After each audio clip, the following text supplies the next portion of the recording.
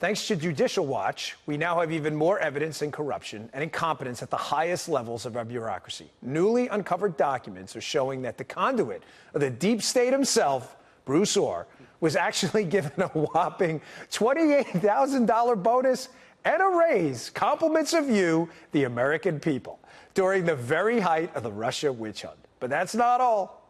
Yet another discovery from Judicial Watch is revealing how the Clinton email investigation was so botched that important investigatory notes are now totally missing, while others are damaged beyond repair. Nothing to see there, folks. Joining us now with more is Judicial Watch President Tom Fitton and Fox News legal analyst Greg Jarrett. Greg, I'll go to you on this again. Speaking of these inequities, this magical information appears on Trump all the time about Kalimnik being a Russian intelligence guy, despite the fact that the State Department used him. We found out with the Trump Tower meeting with Veselnitskaya that this was so horrible for Don Trump Jr., yet Veselnitskaya was working with the company paid for by Hillary. And yet when it comes to information on the Clintons, it all seems to magically disappear into this black hole. Unequal justice, selective prosecution became the hallmarks of the Obama administration and James Comey and Robert Mueller.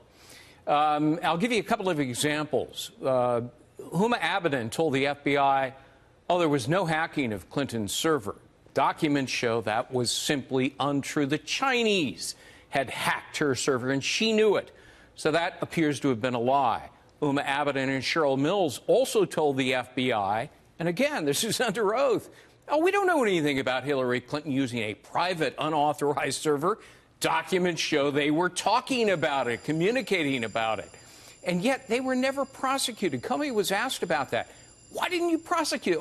He said, failing memories should be forgiven. So the lesson here is if you're a friend of Hillary Clinton, you get a free pass.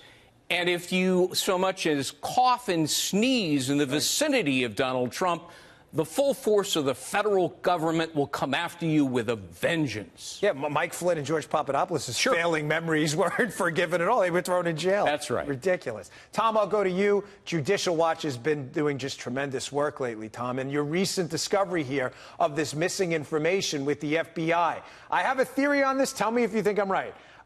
This is the Inspector General of the intelligence community's notes with the FBI, correct? Some of them that are missing. Is it possible, I mean, you know better than I do, you guys were the ones who FOIA'd it.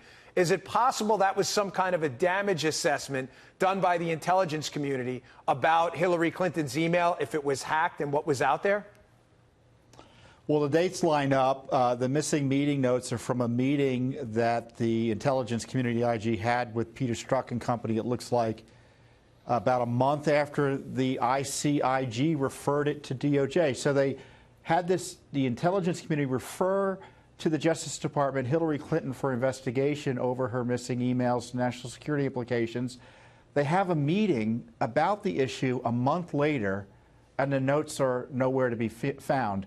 And it looks like it lines up with discussions the agencies had about whether the Chinese were able to gain access to virtually all of her emails. And the notes are gone. And it's as a result of a lawsuit that it's come out. It's not a voluntary disclosure. And, to me, it just shows you they didn't care. I mean, it was a sham investigation. They lost some notes. Who cares? Last week, they admitted to us that there were 302s, 4 witnesses. The interview statements were missing. So, if you don't care about the investigation, it's wired. You're not going to do the basics like keep notes of the meetings and be diligent in recording everything that happened. One of the things, Greg, I saw in the Judicial Watch report on this was the potential that some of this Hillary Clinton information that was on the server may have appeared on the dark web, and some of it was obviously classified, with classified markings being stripped out. I mean, this is really staggering information. We're talking about the Secretary of State. She's not trafficking in low-level information. When I was an introductory Secret Service agent, we worked Treasury check cases. They were nice to work, but they weren't national security cases. This is the real deal. She was the Secretary of State. Oh, absolutely. And she jeopardized national security. She didn't care. Obama didn't care. Obama went on national television, in fact, on Fox News with Chris Wallace, and said, she didn't jeopardize national security. She was just a little careless.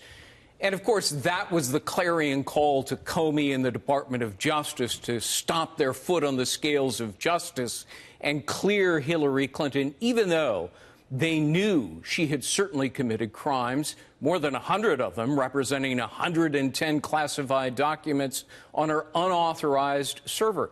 Comey twisted the law, contorted the facts to absolve Hillary Clinton, making the announcement on the very day that his FBI is furtively meeting in London with the author of the phony dossier, and that was the beginning of the Russia hoax that begat the witch hunt. You know, Tom, doubling down on what Greg had to say here, the beginning of this investigation obviously has become a scandal in and of itself because the FBI story doesn't seem to make any sense when you analyze it with clear eyes. They said it started with the George Papadopoulos tip to Downer at the end of July 31st. But the problem, Tom, is we have FBI agents over 2 weeks before, in the middle of July, before July 31st, in London, meeting with Christopher Steele and the dossier. Is the big scandal here the fact that the FBI has not been telling us the full story the entire time about the origins of this case? Is that what Bill Barr is going to give us? Well, Mueller didn't tell us the full story about the origins of the case. They suggested it started much later than it actually did.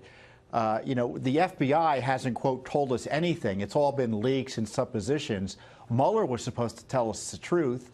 And if you've seen the Mueller dossier is being shown to be a sham. If I were the AG, Dan, I would issue a black box warning with the Mueller report, the equivalent of a black box. You can't trust it. We disavow it. It's there if you want to look at it. There may be some facts you're able to double check, but we can't vouch for it. I love that. And so we've got these documents coming out, for instance, that Bruce Orr's getting an unusual bonus, at least given his recent salary history, in the middle of the Russiagate investigation, just about at the time he's launched by the FBI and DOJ to be the back channel, as you pointed out, to Christopher Steele after the FBI fired him. So he gets this big bonus. Then it comes out that he was dealing with Christopher Steele on the down low because evidently Sessions and company didn't know about it, so they removed him. And you know what? They kicked him upstairs to this international group and gave him a raise. Yeah. Greg, I've hypothesized from the start that Orr is the key to this whole case. He seems to be the information launderer, as I refer to. He wasn't money laundering. He was laundering information. He was making illegitimate information look real because it came in through his position, through his wife and him at the DOJ. Now he gets a raise for it. But one of the abnormalities in this case, I know you've been all over in your books, Simpson and Orr, their stories don't make sense. Simpson said he contacted them after the election in Thanksgiving and contacted Orr around Thanksgiving, but Orr's saying he made contact with Simpson in August. So obviously those stories can't marry up. Yeah, and Nellie Orr has received a criminal referral because of that very fact. And you're right, Bruce Orr and Glenn Simpson's testimony don't match up. I think Glenn Simpson's in a world of legal trouble. Which is why he eventually invoked the Fifth Amendment. Well, isn't it convenient, too? He says, oh, I just met Orr after the election in November. Yeah. When in reality is Orr met him. I mean, it changes the whole story, and it gives Simpson a motive to say that. Yeah. I mean, look, there are so many bad characters in all of this, but Glenn Simpson, Christopher Steele, Bruce Orr, Nellie Orr, and the Orrs, by the way, are profiting by this. At the same time, they're peddling this phony dossier. And now we learn today, thanks to Tom Fitton and Judicial Watch, Orr's getting a $28,000 bonus for the work he did that resulted in his demotion. Only in American government can you profit by malfeasance. And we paid for it. And so did you, America. You paid. There's your tax dollars. Not so hard at work. Quickly, Dan, the Attorney General, the Attorney General should just look at the documents his agency and the FBI are giving to Judicial Watch. He can do all the prosecutions he needs to based over that. Right. It's incredible. It's all there in the public domain already. Well, I hope he does, because this was a major slap in the face that taxpayer dollars are financing this kind of malfeasance. It's really grotesque. I got to get that job. Right? Not bad, right? It's not exactly chump change either. They got a lot of money.